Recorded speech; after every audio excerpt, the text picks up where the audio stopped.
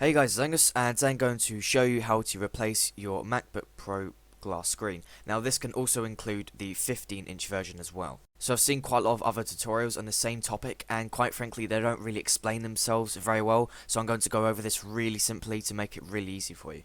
So there's pretty much 3 easy steps to fixing your MacBook. The first one is getting all the parts together, which I'll go over. Then it's actually removing the broken screen, and then the last bit is actually replacing the new screen. So this tutorial won't be for other models like the retina display models, because I haven't had the experience to actually show you how it works, but because I've had the experience of fixing a 13.3-inch MacBook Pro, which is the 2012 model, I can show how to do that. Now, with most laptops, they have a manufacturer code or name, and in this case, the 13.3-inch MacBook Pro is the A1278, and you want to be using that to find the right screen. Of course, if you find the wrong screen and you still order it, you won't be able to replace it because it simply won't fit in your MacBook. So you'll notice that quite a lot of different companies range from prices, and quite frankly, anyone will work. I'll actually show an example which I got from eBay. So here it is, and you may think that's too cheap, but quite frankly, the quality that is produced is actually really high and surprisingly good money for it. So other YouTubers may tell you to actually get a suction cup, and I actually have used that, and quite frankly it did not work. I would actually recommend getting these round button suction cups, because firstly they're a lot more effective, and secondly they're also cheaper. So you may see on some other video tutorials that suction cups do actually work quite effectively, but quite frankly from my experience I found that it was absolutely useless, and I found that there are better solutions. So of course, because of this, I'm not recommending that you get this. I recommend that you get the other suction cup, which is the button cup, because it has a stronger hold. So because I've done tutorials before, and I've found that a lot of people have had problems because of what I've shown them to do, I'm going to have to literally say it is not my responsibility if you do this and you actually end up permanently breaking your MacBook or device, because this is only my advice and I'm only giving you the guidance. I'm not actually making you do it. Of course, if you still want to do the tutorial, that's great. I'm not trying to put you off, but I'm just mentioning and making sure that you're aware that if this does not turn out how you want to be, then that's not my fault. So of course, because I've done this before, I want to make sure that I'll give you all the advice I can to make sure that you do this safely and make sure that it turns out how you want to.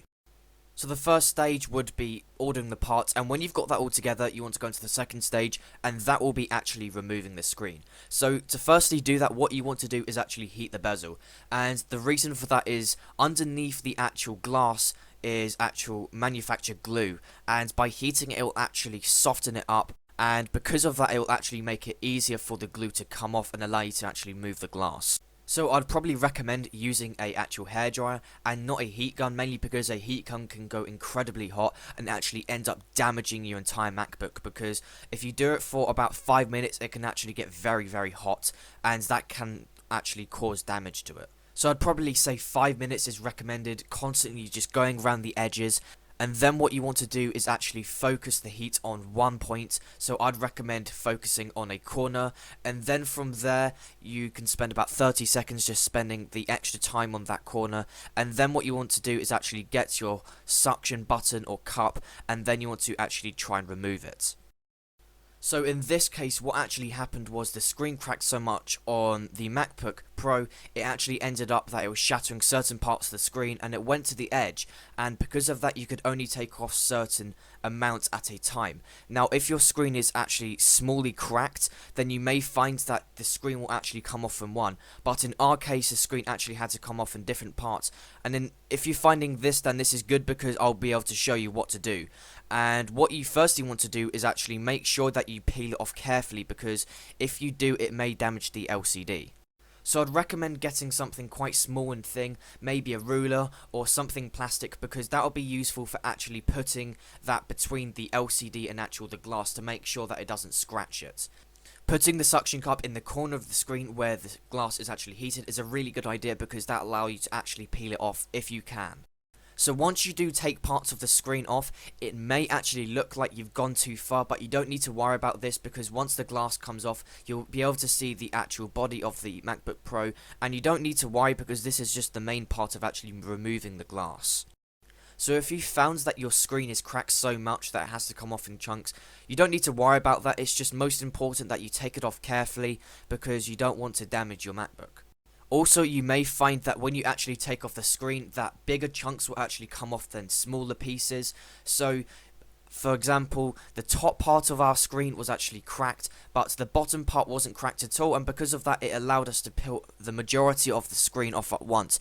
And if you can do this, definitely take advantage of it because it makes it a lot easier for yourself. Also, using a hairdryer while taking off is highly recommended because that also makes sure that the glue doesn't reapply while you're trying to take it off. Now, if you find that you take off most of the glass but it's still sticking, you want to make sure that you just take it off because that's the most important part. And if you found that you've taken off most of the stuff, but there's still pieces left, then you don't need to worry about this because I'll show you how to actually remove the rest of the pieces left on the MacBook. So here's just another angle of actually taking it on from the other side, and you'll see that most of the screen can come off in one, but the problem is it's still sticking. And again, you just want to take it off because while there will be bits that you want to get off all in one, it's best to just make sure that you break it in pieces because that will make it a little bit easier for yourself.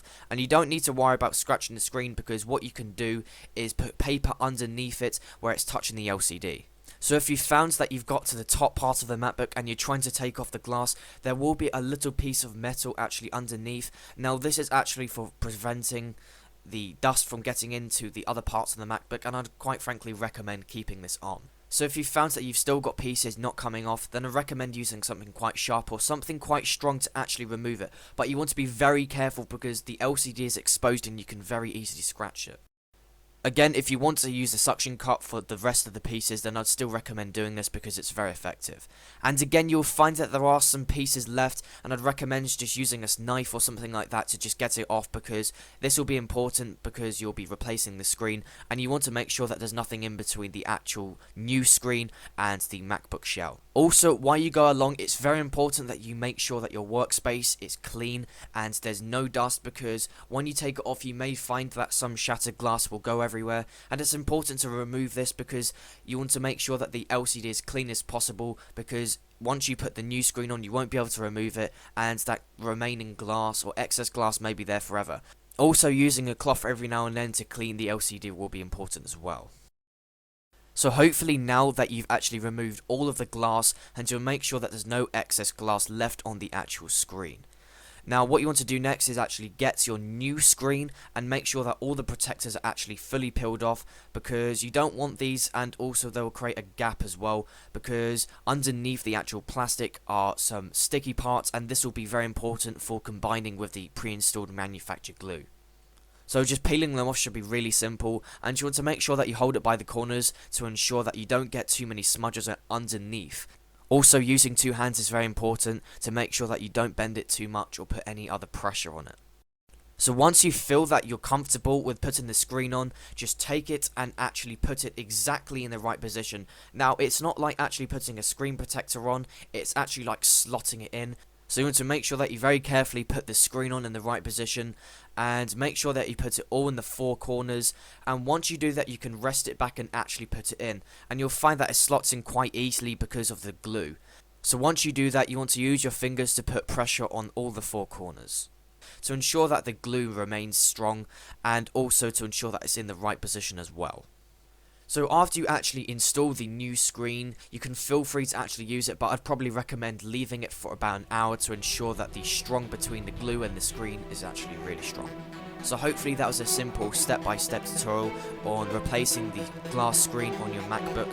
Of course, if you did find this video helpful, be sure to give this video a thumbs up, and thanks for watching.